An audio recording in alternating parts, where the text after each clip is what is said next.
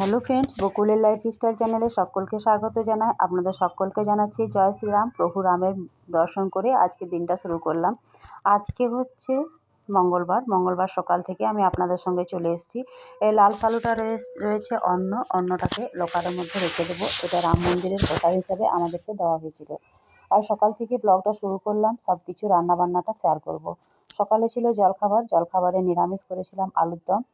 তো আমি খোসা ছাড়িয়ে নিয়ে আলুটাকে সেদ্ধ করে নিয়েছি, সেদ্ধ করে খোসাটাকে ছাড়িয়েছি। আর এখানে তেলের মধ্যে একটু পাঁচ ফোড়ন দিয়ে দিলাম গ্রেট করে রাখা আদা, থেতো করে রাখা কাঁচা লঙ্কা। এবার সেদ্ধ করে রাখা আলুটাকে দিয়ে দেবো। দু একটা খোসাও রেখে দিয়েছি, সকালের এই সাদা মাটা সবজিটা খেতে ভালো লাগে। দিয়ে দিলাম পরিমাণ মতো লবণ ও হলুদ।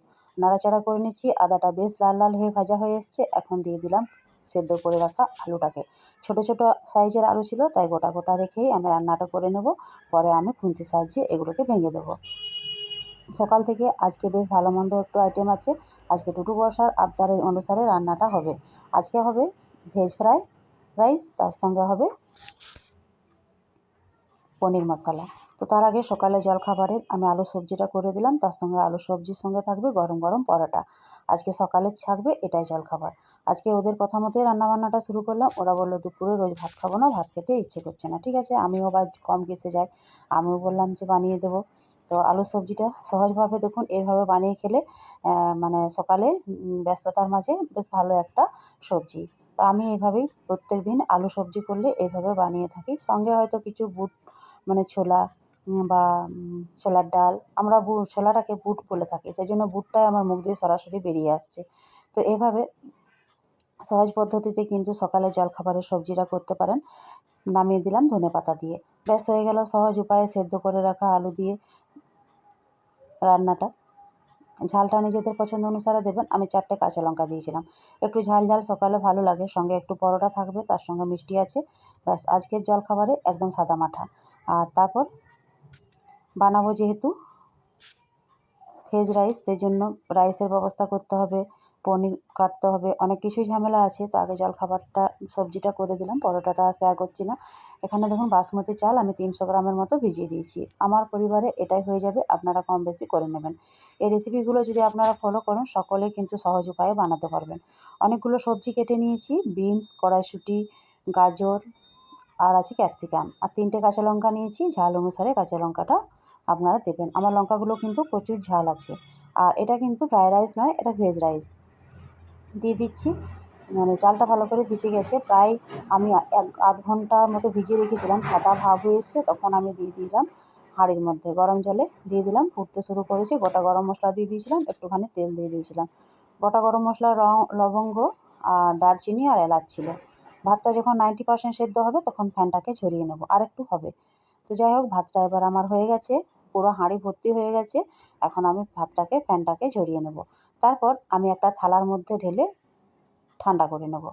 এখন দেখুন আমি কড়াইয়ের মধ্যে দিয়ে দিয়েছি সাদা তেল, তার সঙ্গে আছে ঘি, কয়েকটা গরম মশলা ফোড়ন দিয়ে দিয়েছি আর 2টো তেজপাতা দিয়েছি।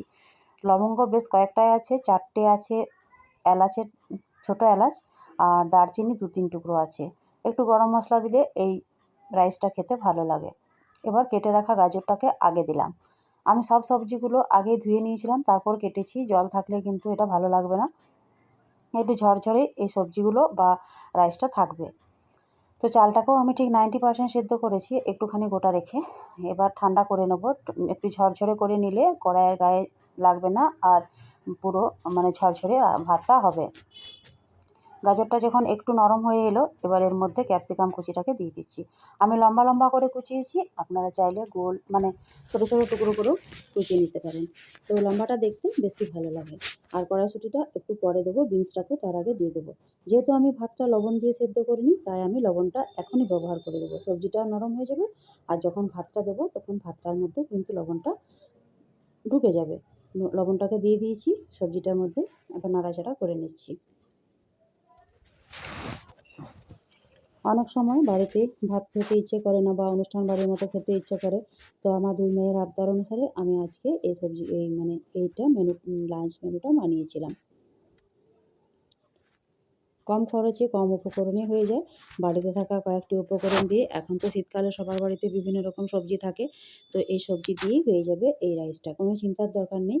তো মোটামুটি ভাজা হয়ে গেছে। এখন কড়াইশুঁটিটাকে দিয়ে দিলাম। কড়াইশুঁটিটা যেহেতু একদম ছোট ছোট কচি সাইজের ছিল, একটু পরেই দিলাম। তারপর দিয়ে দেবো ভাতটাকে। তার আগে কড়াইশুঁটিটা দু একবার নাড়াচাড়া করে দিই। আর আমি একটা থালার মধ্যে ঢেলে নিয়েছিলাম ভাতটা, যাতে করে ঠান্ডাটা হয়ে যায়। এবার দিয়ে দিয়েছি, দেখুন কড়াইয়ে ভাতটাকে ভালো করে মিশিয়ে নিয়েছি। হালকা হাতে মিশিয়ে নেব, যাতে করে ভাতটা ভেঙে না যায়। আর এমনিতেও ভাঙবে না, যেহেতু আমি এটাকে ঝরঝরে করে নিয়েছিলাম। আর এই ভাতটাতে কিন্তু মানে এই রাইসটাতে একটুখানি মিষ্টি মিষ্টি ভালো লাগে, যদিও খুব বেশি না। ফ্রায়েড রাইস হলে বেশি মিষ্টিটা দিই আমি, আর এই ভেজ রাইস তাই আমি দেবো একটুখানি চিনি, দু চামচের মতো দেবো, ছোটো চামচের।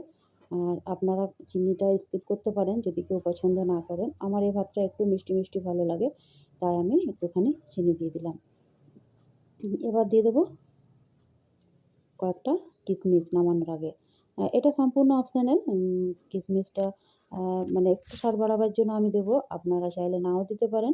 আর 2-4টা কাজুও ভেঙে রেখেছি, সেগুলোও দিয়ে দেবো। তার আগে লঙ্কাটা দিয়ে দিলাম। যে 3টে আমি লঙ্কা নিয়েছিলাম, সেগুলো 2 ভাগ করে দিয়ে দিলাম। কিশমিশটাকে ছুটে দিলাম, আর কাজুটাকে টুকরো টুকরো করে রেখেছিলাম সেটাকেও দিয়ে দিলাম। কাজুটা বড় বড় দিলে কি হয়, একটা একটা করে খেলে মুখের মধ্যে অনেকটাই লাগে। আর ভাজা হয়নি যেহেতু, সেহেতু কাঁচাটাকে যদি টুকরো করে দিয়ে দিই, চারিদিকে ছড়িয়ে যায়, ভাগ অনুসারে সবাই পেয়ে যাবে। তো মোটামুটি আমার রাইসটা হয়ে গেছে। কড়াই এখন রয়েছে, পরে আমি এটাকে ঢেলে নেবো হাঁড়ির মধ্যে, যাতে করে গরম থেকে যায়। আর গরম গরম ফ্রায়েড রাইস, তার সঙ্গে থাকবে পনিরের মশলা। সহজভাবে পনিরটাও বানাবো, দেখতে থাকুন। এখানে 200 গ্রামের মতো পনির নিয়েছি। পনিরটাকে বেশ বড় বড় টুকরো করে কেটে নিয়েছি। এখানে আছে একটা সেদ্ধ করা আলু। আলুটা আপনারা নাও দিতে পারেন, আমার আলু পছন্দ, আমি দিয়েছি। আলু আমি সব রান্নাতেই বেশি পছন্দ করি। এবার একটু ম্যারিনেট করে নেবো, আর একটুখানি ক্যাপসিকাম দেবো। একদম ছোটো ছোটো কুচি করে কেটেছি ক্যাপসিকামগুলো। আর এখানে নুন হলুদ দিয়ে ম্যারিনেট করে রেখে নিয়েছি। মশলাটাকেও বেটে নিয়েছি। এবার রান্নাটাকে করে নেবো। কড়াইয়ে সর্ষের তেল দিয়ে দিয়েছি, পনিরটাকে দিয়ে দেবো, ম্যারিনেট করে রাখা পনিরটাকে দিয়ে দেবো। নুন হলুদ লঙ্কার গুঁড়ো আর সামান্য পরিমাণ সর্ষের তেল দিয়ে ম্যারিনেট করে রেখে দিয়েছিলাম। পনির এমনিতেই খুব নরম, বেশি নাড়াচাড়া করলে ভেঙে যাবার ভয় থাকে, তাই 2-1 বার নাড়াচাড়া করে পনিরটাকে নামিয়ে নেব। আর মশলা বেটেছিলাম, মশলার মধ্যে ছিল জিরে, আদা, শুকনো লঙ্কা, 7-8টা কাজু আর একটা টমেটো। আপনারা চাইলে মানে কাঁচা লঙ্কাও দিতে পারেন। আমি শুকনো লঙ্কা দিয়ে বানাচ্ছি, কালারটাও ভালো হবে। আর কাঁচা লঙ্কা যেহেতু আমি ভেজ রাইসে ব্যবহার করেছিলাম। এবার পনিরটাকে উঠিয়ে নিয়ে ওই তেলের মধ্যে গোটা জিরে আর গোটা গরম মশলা ফোড়ন দিয়ে দিলাম, একটা শুকনো লঙ্কা ফোড়ন দিয়ে দিলাম। তেলটা একটুখানি আরও দিয়ে দিলাম এর মধ্যে, চাইলে আপনারা একটুখানি ঘি অ্যাড করতে পারেন, আরও টেস্টি হয়ে যাবে। এবার ক্যাপসিকামটা কুচিয়ে রেখেছিলাম, এটাকে ভালো করে একটুখানি ভেজে নেব। নাড়াচাড়া করে নিচ্ছি। আর তেলের মধ্যেই দিয়ে দেবো আমি লঙ্কার গুঁড়ো আর হলুদের গুঁড়ো। লঙ্কা গুঁড়োটা তেলের মধ্যে দিয়ে দিলে কালারটা বেশ ভালো আসবে, কাশ্মীরি লঙ্কার গুঁড়ো যদিও। এমনি লঙ্কার গুঁড়ো আমি রান্নাতে বেশি ব্যবহার করি না, আর সবসময় কাশ্মীরি লঙ্কার গুঁড়ো ব্যবহার করি না। যেহেতু আজকে স্পেশাল একটু রান্না করছি, তাই একটু না দিলে কালারটা ভালো লাগবে না। তো দিয়ে দিলাম লঙ্কার গুঁড়োটা আর হলুদটা, আর স্বাদ অনুসারে নুনটা। এবার দিয়ে দেবো বেটে রাখা মশলাটা। যেহেতু কাজু বাটা আছে, সেহেতু মশলাটা কিন্তু অনবরত নাড়াচাড়া করে যেতে হবে, তা না হলে কিন্তু নিচে লেগে যেতে পারে। এবার বাটি ধোয়া জলটা দিয়ে বেশ ভালো মতো করে অনেকক্ষণ অবধি কষিয়ে নেব। যতক্ষণ অবধি কষাতে থাকবো, যতক্ষণ না মশলা থেকে আমার তেল ছেড়ে আসছে। যদিও আমার রান্না চ্যানেলে এই ভিডিওগুলি দেওয়া আছে, আর আমি এটা ব্লগ চ্যানেল, তবু আমি আপনাদেরকে ভিডিওগুলো দিয়ে দিচ্ছি। যারা আমার ব্লগ দেখেন তারা দেখে বুঝতে পারবেন। আর যদি আমার রান্নার চ্যানেল কেউ দেখতে চান, তো আমার রান্নার চ্যানেল হচ্ছে বকুলের রান্নাঘর। আর যদি আপনারা সার্চ করতে পারেন, সার্চ করলে পেয়ে যাবেন। এবার দিয়ে দিলাম আলুটা দিয়ে ভালো করে মশলার সঙ্গে ভেজে নিচ্ছি। তো রান্নার চ্যানেলে আমি আজকে সকালে এটা পোস্ট করেছি, মোটামুটি 2-2:30টার সময়। যদি আপনারা চান তো দেখে নিতে পারেন। তো একই পদ্ধতিতে সেম অনেকটাই আমি এখানে তুলে ধরে দিয়েছি, সবটাই প্রায়। তো মশলাটা কষানো হয়ে গেছে, এবার পনিরটাকে দিয়ে গরম জল দিয়ে দেবো। গরম জলটা দিলে রান্নাটা একটু ভালো হয়, যদিও সব দিন দেওয়া হয় না, যেদিন থাকে সেদিন দিই, নয়তো নয়। আর যেহেতু নরম সবজি পনিরটা বেশি ফোটালে কাঁচা জল থেকে ফুটবে তো আরও খারাপ হবে, তার জন্য আমি গরম জলটাকে এখানে ইউজ করেছি স্পেশালিভাবে। দেখুন মশলাটা কিন্তু বেশ সুন্দর করে কষানো হয়ে গেছে, আর কষানোর এটাতে কিছু নেই, যেহেতু রসুন তো নেই আর পেঁয়াজও নেই, রসুন পেঁয়াজের একটু কাঁচা গন্ধটা বেশিই থাকে। তারপর তেলটাও ছেড়ে দিয়েছে, কষানো হয়ে গেছে। এখন দিয়ে দেবো গরম জল, গরম জল দেওয়ার পর দিয়ে দেবো পনিরের টুকরোগুলো। 1 ফুট ফুটলেই নামাতে হবে, বেশি ফোটানোর দরকার নেই। পনির রান্না করাই সবজি প্রায় বলা চলে। দিয়ে দিলাম।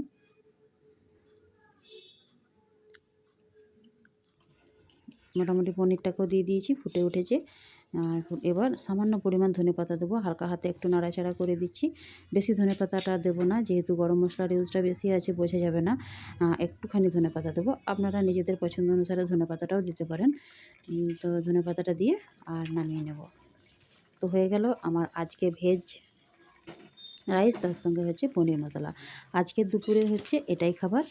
তো কেমন লাগলো আমার দুটো রেসিপি, 3টে রেসিপি দিলাম, যদিও দেখালাম। একটা আলুর সবজি ছিল, আলুর সবজিটা আপনারা সকলেই জানেন। তো আমি যেমনভাবে সকালে হাতে সময় না থাকলে বানাই, সেটাই আমি বানিয়ে দেখিয়ে দিলাম।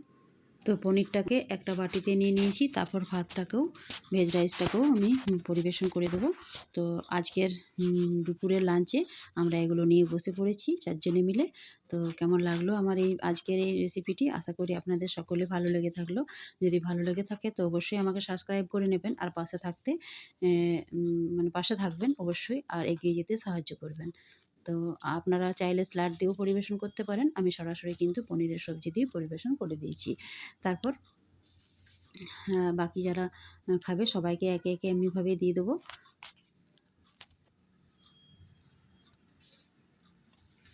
অপূর্ব হয়েছিল কিন্তু খেতে, দুর্দান্ত স্বাদের এই রান্নাটি। একসঙ্গে দুটো কম্বিনেশন দারুণ হয়েছিল। তারপর সরাসরি বিকেলে যেহেতু আমি পায়চারি করি, দেওয়ালের মধ্যে ঢুকে পড়েছিল দেওয়াল টপকে ছাগল। তারপরে এই যে ছাদে প্রত্যেক দিনের মতো আজকেও দেখছি পায়রাগুলো ঘোরাঘুরি করছে। তো আমি বা কম কিসে যাই, বসেই ছিলাম একটা মাদুরের মধ্যে, তো ওদেরকে একটুখানি তুলে নিলাম। দেখুন ওরা কত সুন্দরভাবে কিন্তু ঘোরাঘুরি করছে, হয়তো এরা ওটা খেলছে বা মজা করছে বা জানি না কী করছে, ওদের ভাষা তো বোঝা মুশকিল। একসঙ্গে একগুচ্ছ রয়েছে পায়রা। প্রত্যেক দিন ওরা এই টাইমটাতে আসে, 4টে থেকে 3:30-র মধ্যে প্রত্যেক দিন আসে। তো আমি এবার নিচে যাব, নিচে গিয়ে রান্নাবান্না শুরু করব, যেহেতু আমি তাড়াতাড়ি শুরু করে দিই। তো আজকে আর রাত্রে রান্নাটা কিছু দেখালাম না, ভিডিওটা অনেক বড় হয়ে যাবে তার জন্য। তো সরাসরি সন্ধেবেলায় এই যে মেয়েরা একটুখানি টিফিনের জন্য নিয়ে এসেছিলো মোমো, ওরা মোমোস খাবে, আর আমার জন্য নিয়ে এসেছিলো বেগুনি। তো চলুন আমরা খাই। আর সকলকে জানাচ্ছি গুড ইভিনিং জানিয়ে আমার আজকের ব্লগটি আমি এখানেই শেষ করছি।